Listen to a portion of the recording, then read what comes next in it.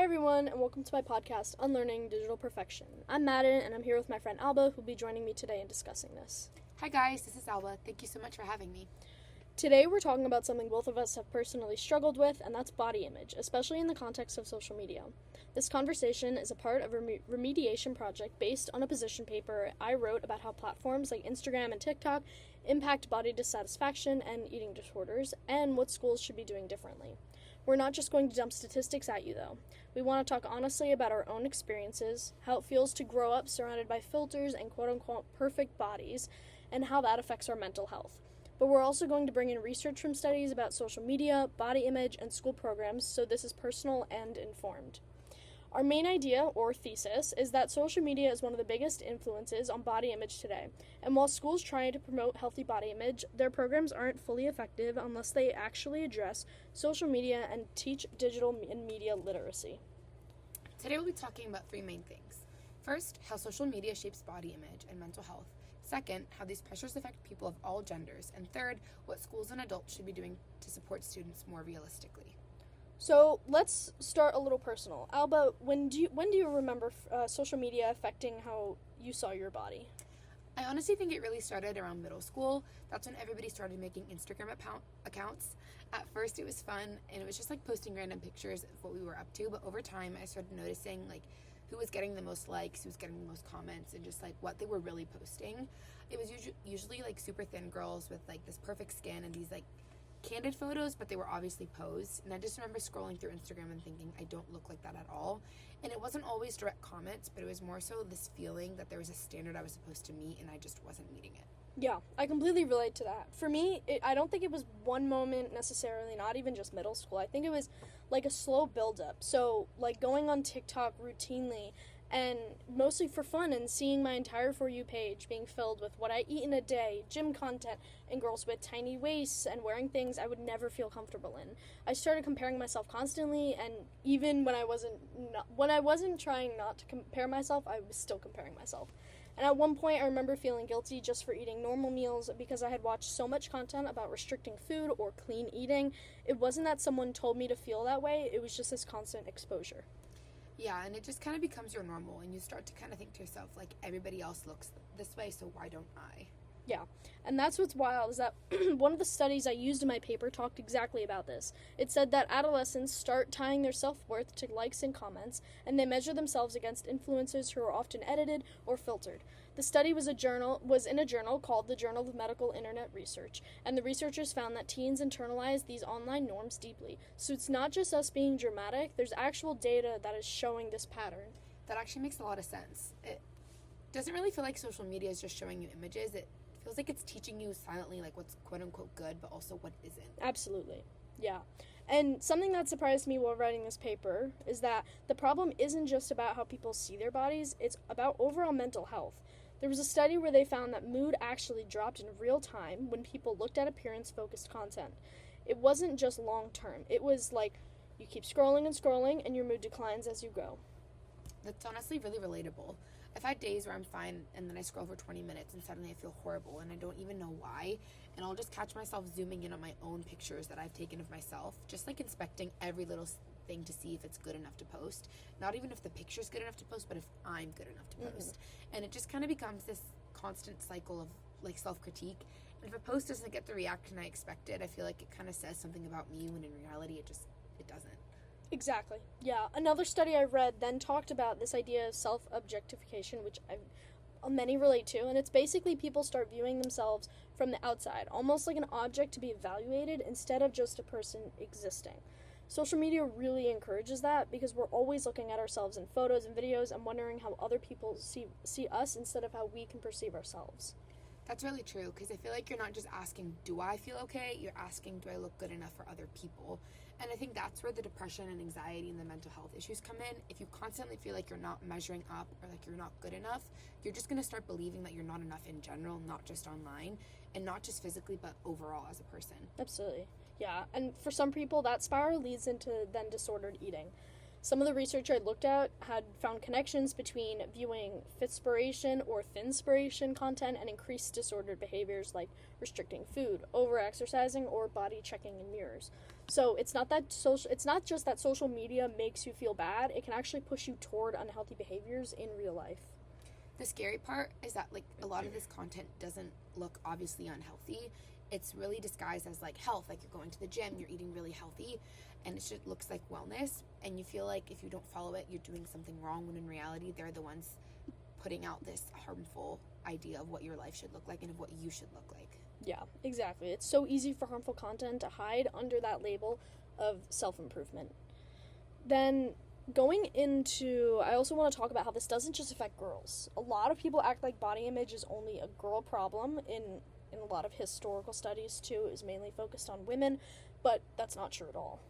I've noticed that too, especially with some of my friends. I've seen guys around me talking about like wanting abs, bigger arms, or just to be a certain weight, especially on like gym content, like the whole process of like cutting and bulking. Yes. It sometimes sounds like a joke or just like something that guys bond over, but there's a real hidden pressure under it. Absolutely. And some of the studies I found that men are increasingly experiencing body dissatisfaction, especially with muscularity.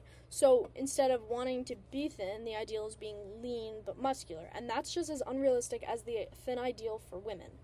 So researchers even found that men are doing more body checking and engaging in disordered behaviors than in the past years. It's just talked about less, which is really disappointing in society nowadays. That makes a lot of sense, and I completely agree. I think social media just shows these guys with these huge muscles and like really low body fat, especially as if that's the default. And like I said before, especially on like gym accounts and on certain like workout pages, and it just spreads this message that you're not manly enough unless you fit that look, which is not true at all. Yeah, right. And treating body image as a woman-only issue really erases those experiences.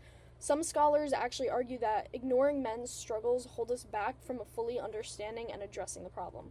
So, I think if schools or adults only talk to girls about body image, they're missing a bigger part of the picture. These pressures shape students of all genders now. Especially if you're a guy dealing with that and everybody around you is saying that this is a girl problem. And even if they're not saying that, but only girls are being addressed about this, it just really creates more stigma, and it just probably makes them feel more alone or less likely to ask for help. Exactly. That's why I argued in my paper that updated school programs have to recognize how social media harms different groups in different ways. Instead of using a one-size-fits-all approach, since we're evolving as a society, we should evolve these programs too and change our ways. So that brings us to schools now. We've both gone through health classes or assemblies talking about body image and mental health, so I want to ask you a question. Did any of those, when you took those courses or took those classes, did they feel like genuinely helpful to you at all? To be honest, not really. Most of it felt very surface levels, kind of like just love yourself, everybody's beautiful, you matter. And then they kind of moved on. It didn't really talk about the actual pressure of scrolling or what it feels like to see 1,000 perfect people and perfect bodies in one day. Yeah, same. In my research, I found that some school-based body image programs do work, at least a little. So one study on elementary schools showed that kids who went through a body image intervention had better attitudes afterward, but a lot of those programs were designed before social media took over, so they don't really focus on Instagram, TikTok, or the realities of online culture, which we do need to change now that those are so prominent in our culture today. That makes a lot of sense. It's like we're being prepared for a world that doesn't exist anymore, and our world has completely shifted to be digital, and the curriculums need to reflect that. I completely agree. So more recent research says that programs are more effective when they include media literacy, basically teaching students to analyze and question what they see in the media, and that includes all online on websites or social media platforms. So, for example, some programs that had students look at edited images and talk about filters, like Photoshop, and captions found that those students had better body satisfaction and were less likely to internalize unrealistic beauty ideals. That definitely seems a lot more helpful than just saying to be confident and to love yourself, because then you really understand the images themselves are fake or at least heavily constructed, instead of just feeling like it's your fault for not looking like them. Exactly. So that's one of the main points in my position paper. Again, school programs are trying, but they remain limited unless they directly address social media and digital culture. Students need tools to understand how platforms and influencers shape what they see. I wish we had that kind of education earlier, especially our generation, because it's not going to entirely erase our insecurities and our own body issues, but it would at least give people language and awareness of what's happening. It would teach people to look to also look for certain things when they're engaging with certain content. Absolutely. So let's imagine we're in charge of designing a new school program about body image and social media. What would you include? I would want real conversations, not just lectures where you're being talked at. Maybe small group discussions where people can talk honestly about their experiences without feeling judged. But I'd also want someone to actually walk us through the real social media posts and teach us how to point out filters, sponsorships, or editing, and just showing us how much content is actually staged and just to teach us what to look out for. I love that. I think I'd add workshops where students analyze influencer accounts and ask questions like, is this ad sponsored? Is this edited? How does this account make me feel, and why? So I'd also include activities where students compare real, unedited images to the edited versions and talk about how perception changes. Some researchers found that when you explicitly show editing and manipulation, it reduces the power those images have over people. That makes a lot of sense. I also think schools should bring in professionals such as mental health counselors who really understand the complexity of eating disorders and can talk about warning signs and how to get help, especially because a lot of eating disorders are disguised on social media as healthy or what you should be doing. Absolutely. So another suggestion that I would put out there is from the research is to involve families too. So some programs share resources with parents so they know how to talk with their kids about social media. And it can't just be one conversation in one classroom. It has to be bigger and an ongoing effort. So bring this stuff back to home. These parents need to be aware of what their kids are exposed to online, because if they're not, the school can't do anything. It's nurture versus nature here again. Kids learn from home. They learn from their parents. They need to be exposed both at school and at home and what they're seeing. And honestly, I think it would just help to hear these adults admit that social media is intense. Sometimes it feels like they don't get it or they think that we're exaggerating when we talk about it, but there really is such an intensity to it, and it would be very validating for them to actually admit that. Absolutely. So before we wrap up, I want to talk about coping. What are some things that you do, Alba, now to protect your mental health around body image and social media?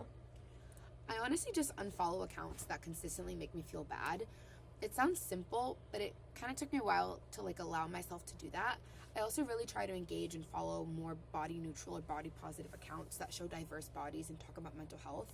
And I honestly take breaks. If I notice I'm spiraling or in a really deep state of comparison, I just delete the app or just stay off of it for a few days until I'm in a better headspace. That's smart, and that should be brought up to other people especially. It's a really good technique, and I do the same things too. I've also started reminding myself that what I see is curated and not real life. Not everything is perfect on social media, and when I catch myself comparing, I try to pause and ask, why am I doing this? What am I hoping to get from this?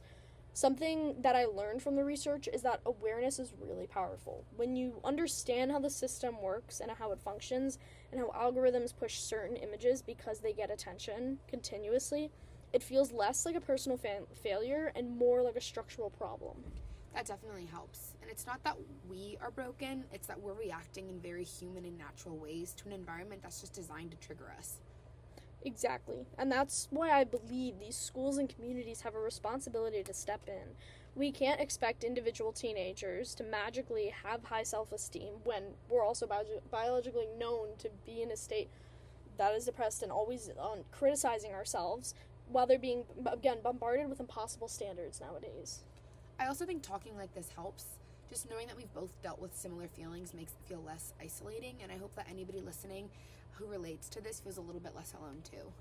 Yeah, so to wrap up, we've talked about how social media feeds into body dissatisfaction and disordered behaviors, how it affects people of all genders, and how school programs need to be updated to include social media literacy and real conversations.